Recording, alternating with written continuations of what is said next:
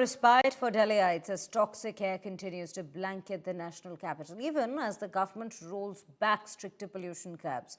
GRAP 3 has in fact been revoked, but the air remains firmly in the danger zone. Now, this is just a day after GRAP 3 was lifted. Delhi's AQI has jumped again, slipping deeper into the very poor category.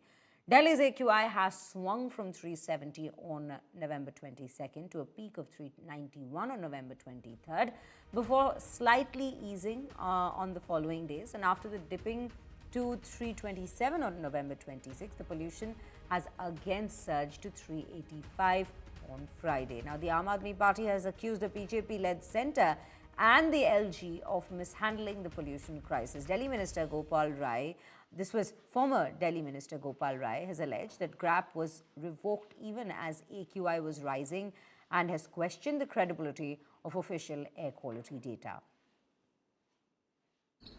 Bharatiya Janata party की सरकार ने जिस तरह से प्रदूषण की समस्या को लेकर के हैंडलिंग की है, ये बहुत सारे सवाल पैदा कर रही है। और उसमें एक नया अध्याय जुड़ा है कि जब प्रदूषण का स्तर AQI का लेवल कल कम था, तब ग्रैप 3 लागू था।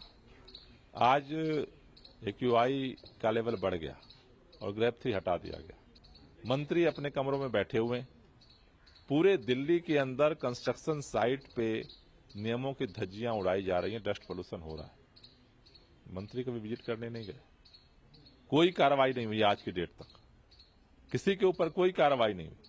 सारी जो बाहर के सभी राज्यों से जो डीजल की बसें आती हैं, पोल्यूशन पैदा करती हैं, कोई अभियान नहीं चलाया गया। दिल्ली के अंदर जनता को जागरूक करने के लिए कोई अभियान नहीं चलाया गया। और सरकार कह रही है आंकड़ों में हेराफेरी करके कि प्रदूषण का स्तर कम हो रहा है, लेकिन लोगों की जिंदगी पे तो कम नहीं हो रहा है।